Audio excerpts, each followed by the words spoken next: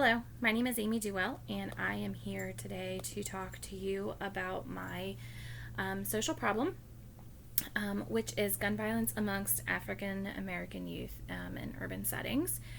This is a public health issue and is a leading cause of death for that population. There's some risk factors that are worth noting, which do include delinquent peers, poverty, and drug use, some of which I will talk about in my presentation.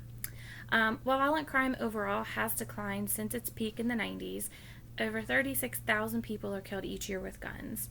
The rate of African American youth involved in gun violence has risen despite the fact that the number of males carrying guns has decreased overall.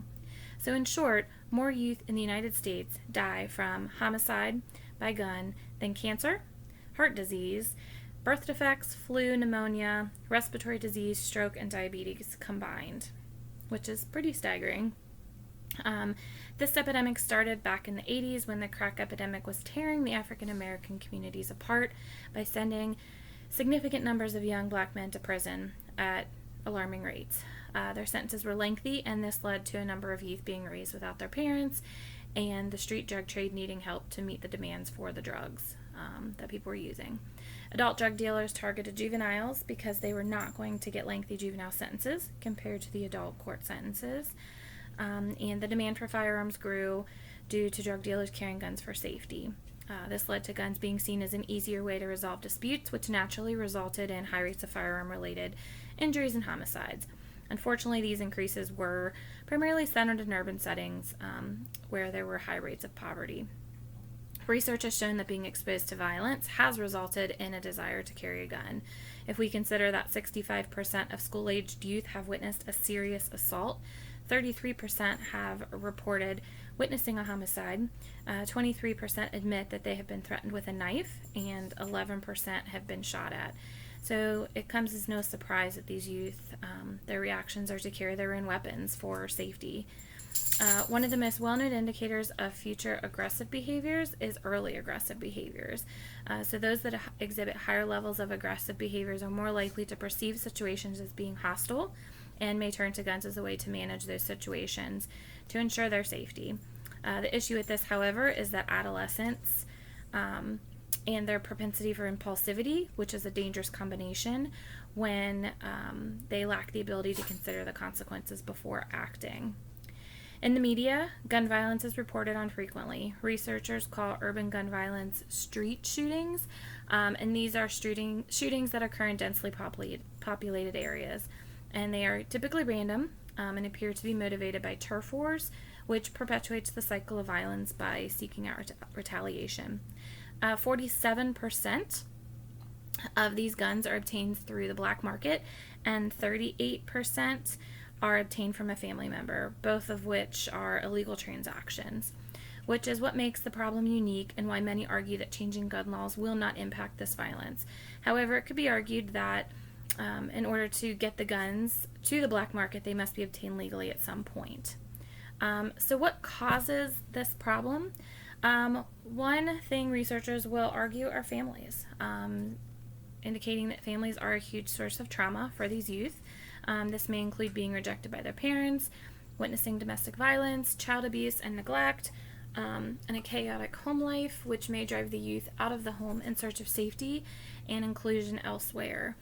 Parents may drive the youth out of the home in search of safety in other places, which oftentimes are not going to be positive or pro-social. Along with parents using inconsistent discipline and poor parenting skills, these things also will play a part in this problem.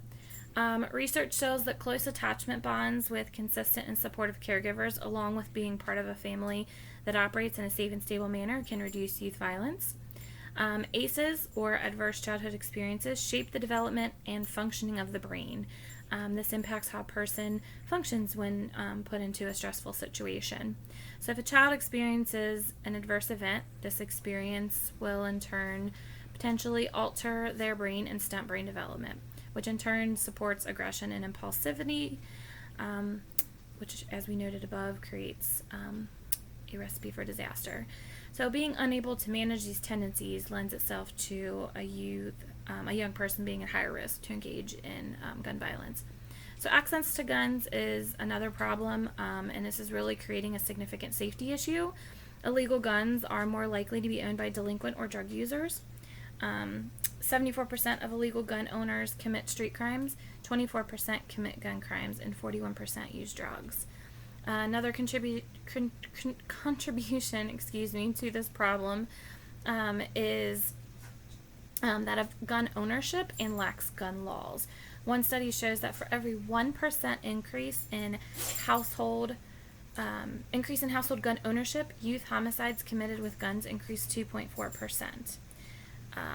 Social rejection and a need for certain status is highlighted daily on social media platforms, and often this is where many disputes begin.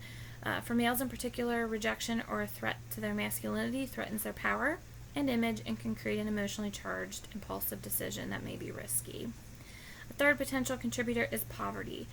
Adolescents often feel immense pressure to obtain respect and dignity among their peers by dressing a certain way, talking and acting certain ways.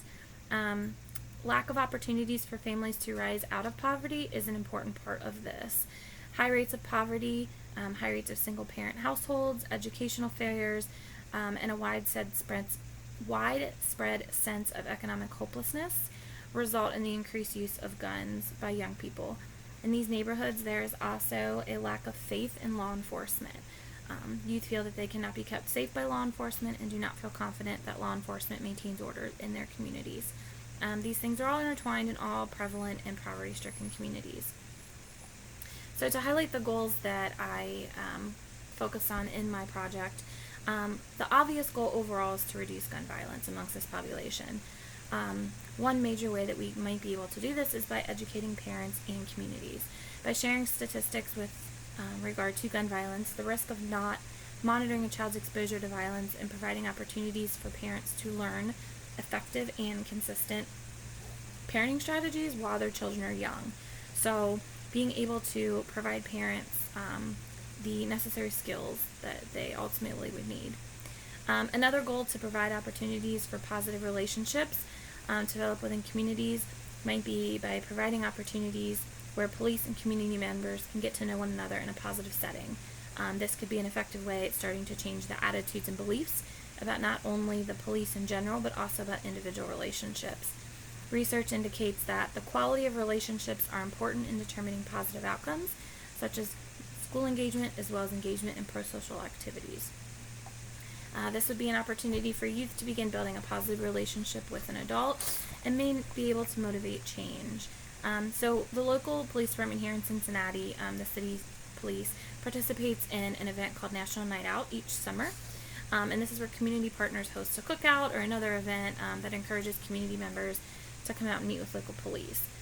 So the goal overall is to obviously foster some positive relationships so that when people, come across behaviors or criminal activity, they're more likely to reach out to people that they know and are gaining some trust with. Intervening earlier with youth in school settings is another goal. Research shows that children around the 5th and 6th grade are at the age where they will start being influenced and will begin considering which path they will follow. Teaching youth about empathy, anger management, and problem solving, as well as effective conflict resolution skills, will assist the youth in navigating these difficult situations that they surely will face. Introducing trauma therapy earlier may also be an effective way to curb intrusive thoughts and antisocial behaviors, but implementing screenings in school settings and or with doctors at well checkups could be another option as well. May provide some ample opportunities to intervene earlier to offer effective interventions. When shootings occur in Cincinnati, these victims are taken to the University of Cincinnati Medical Center, which is the region's level 1 trauma hospital. So UC Hospital employs social workers who are involved from the beginning when a patient comes in and when a shooting occurs. So at that point, there's kind of a captive audience willing to do anything to save their loved one's life.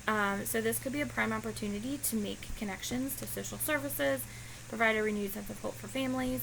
So engaging social workers in the hospitals and into this conversation and bringing, them into the communities to provide some of that education could be an important first step and goal that has to be considered when violence is occurring. They're going to be the first set of resources that family may turn to. The accessibility to guns is also an issue, and we need to create a shift in societal norms. By working to change attitudes, values, and beliefs in these communities, we can start to impact behaviors. This would include changes in awareness about gun violence, its prevalence, and how it is tearing communities apart. So one of my ideas and goals was to engage in a social media campaign to raise awareness to this epidemic. And I created the hashtag #NotMySon, that we can spread information, bring awareness to statistics, and show that we're losing our young African American males at alarming rates. And we need this to stop. This would be a really powerful movement, in particular here in Cincinnati right now. Just in the last 10 days or so, we've had 2 14-year-old boys were shot and killed. The story's not completely out to media yet, but these are tied to a local gang that's actually trying to earn their blood credibility, and so by doing this, they are going after targeting these young boys. And parents of both of these boys have been on the news pleading for violence to stop. And so a campaign like this may be effective in the city, and is what's motivated by the hashtag. We know that hashtags and social media is huge, especially among youth. Facebook, Instagram, Snapchat, Twitter, all of those things tend to go very far. And interestingly enough, they tend to catch on. And so Not My Son, the reason I chose that was because the statistics that I discussed earlier was showing that this is targeting African American males. They're the ones that are dying at significant rates. It's not to discount that other people die as well, but just trying to bring some awareness to the males that we're losing. So to evaluate my plan, the easiest and most feasible way to know if the plan is working would be to look at gunshot victims and see if the number decreases. We can gather statistics from local juvenile court to determine if gun charge filings are decreasing for juveniles. We can also work to try and measure success of the hashtag #NotMySon to see how far it reaches. On Facebook, interestingly enough, there is an option where you can track how many countries it has reached, and it will tell you how many times it's actually been used. Most of the success will likely be seen over years and will be difficult to measure in the short term, but most of these ideas and goals are free, so funding really isn't a huge issue. It should not be a significant hindrance to the majority of the plan. It's mostly just getting out and educating. So my vision for the future, I would like to see violence overall decrease. I would like to see gun laws get more strict so that it is not as easy to buy guns at gun shows, for example, as it is in Ohio, which requires no background check. I would also like to see more access to school-based counselors and more screenings in the schools to flag youth. I would like to see more educational programs in the schools as well. I would really like to see more communities coming together to fight for their neighbors and for the community they live in to keep out violence. I would also like to see more police and community events so that relationships can be established that will work to foster some sort of trust between the two groups, not just once a summer. So that is my presentation. Thank you for watching.